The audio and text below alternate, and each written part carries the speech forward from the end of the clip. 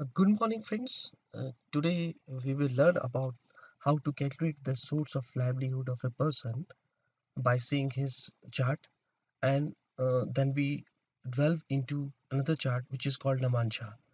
Navamsha is nothing but the division of a sign which is of 30 degree into 9 parts. When we divide 30 by 9, we got 3 degree 20 minutes of each navamsha, and in a navamsha there are 9 houses for each divisions of 30 degree. So let's take some live example. uh, in this I will describe each and every part of the planets, but let's first go through this section. Here in this chart, which is Lagna chart, here you are saying this is Lagna chart and this is navamsha chart, right?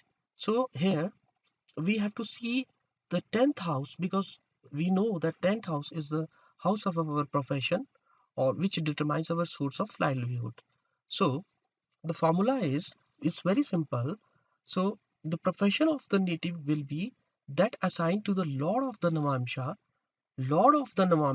occupied by the lord of the 10th house. So let's explain it in simple manners.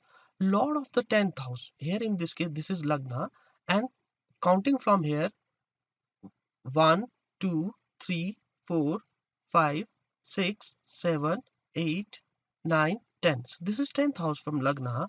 Now our next step will be to find out the lord of the 10th house. Lord of the 10th house means the lord of the sign occupied by the 10th house. So here the sign is of Pisces.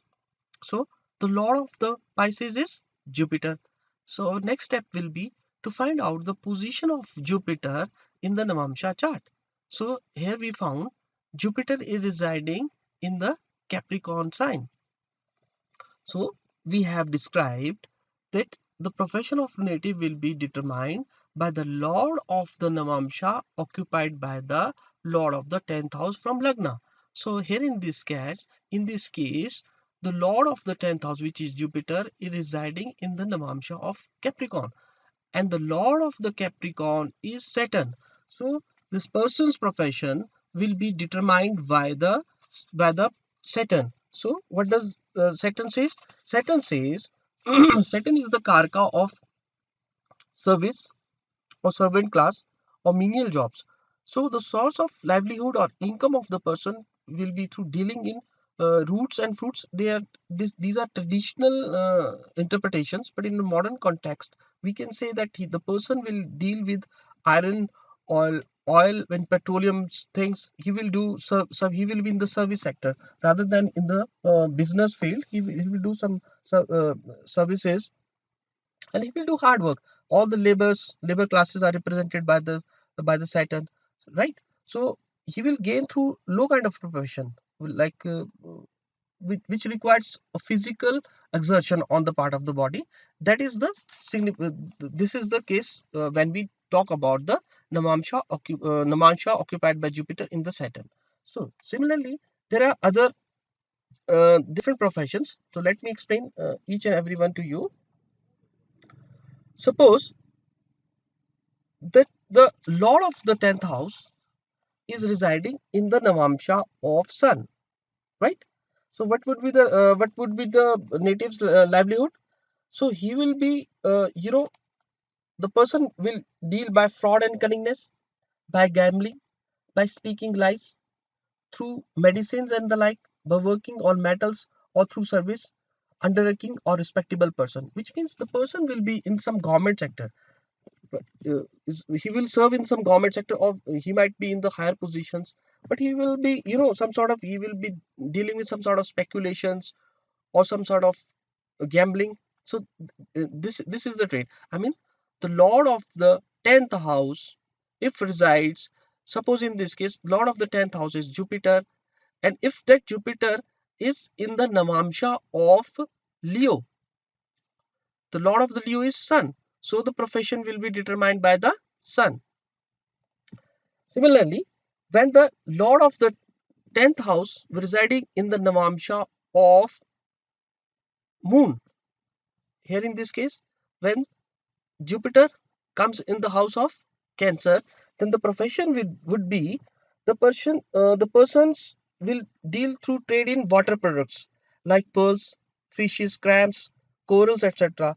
And he will also deal with agriculture and cattle breeding, because when we have discussed about the planets aspect of the moon, we have seen that moon has jurisdiction over all watery products, all water bodies, and all agriculture, because the dew drops which comes from the moon helps in the growth of the agriculture, and which later helps in the growth of the civilization. So the traits related to the moons are agriculture and cattle breeding, and pilgrimage to holy places, and one important trait is service under a woman and train in drapery.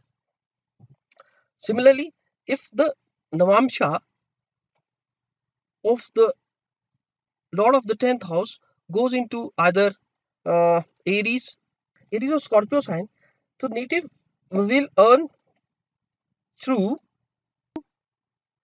the persons who are in the police department or in the army departments. You know, they are in the field of cooking, or they go for causing troubles to other through weapons. Adventure persons, bodybuilders, uh, and they have association with wicked men. Spying, spy is another trait of the March, or through theft if the lord of the 10th house occupies the navamsha of Mars. Similarly, if the lord of the 10th house is posited in the navamsha occupied by the Mercury, here in this case, if it's in the Gemini and Libra sign, here, if Jupiter goes to Gemini or Libra sign, then the person will earn through composition of poems, study of sacred scriptures, by being a writer, or through clerical work, or through tricks, or through the knowledge of astrology, through the studies of Veda, by recitation of mantra, through priesthood, or by some pretext. Basically, the Mercury is the planet of communication, inform all the information in present context, all the information technologies, related jobs, blogging, uh, YouTubers. So if the Lord of the 10th house goes into Gemini or Virgo sign, then there is indication that will deal with this kind of stuff. Similarly, if the Lord of the 10th house goes into the navamsha of the Jupiter, which is in the Sagittarius and Pisces sign, the person have a livelihood through dependence on Brahmins, or through dependence on temple.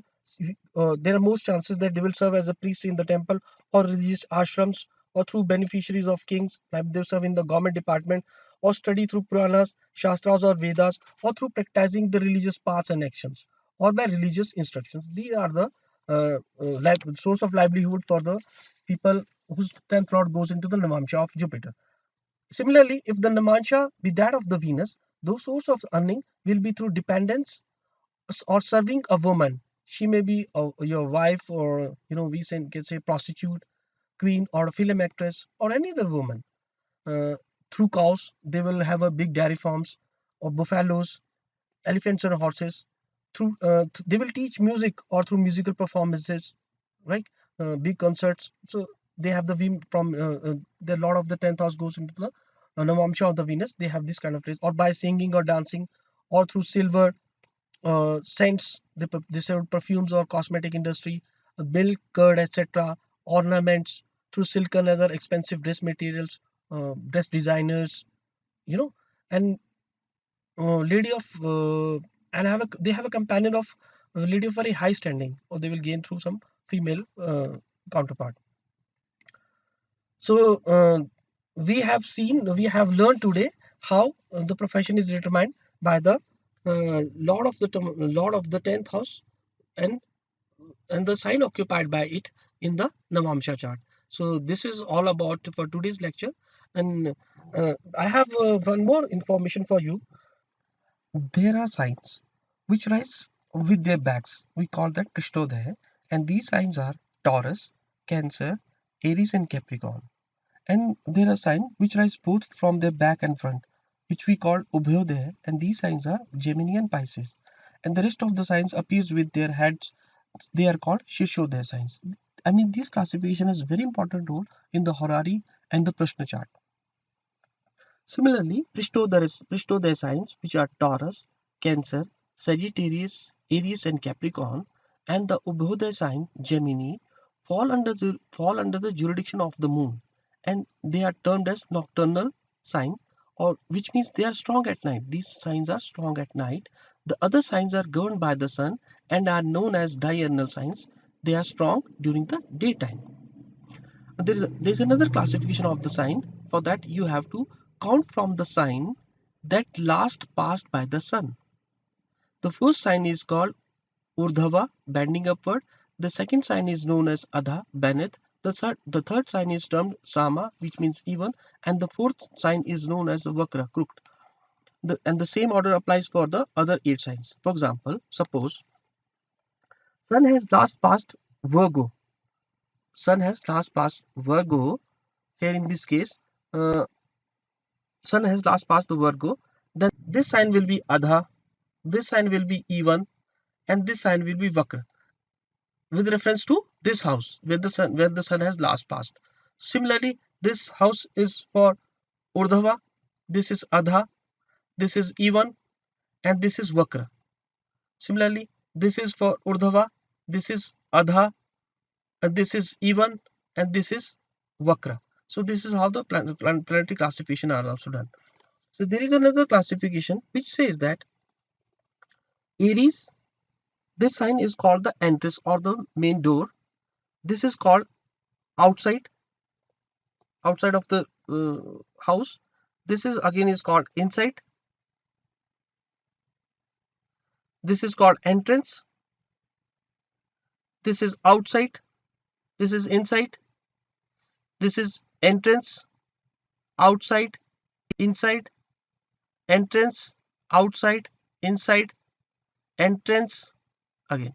So this is how the classification of the signs are done. They have a very important role in predictive astrology and also in the horary and prashna charts. Thanks, my dear friends.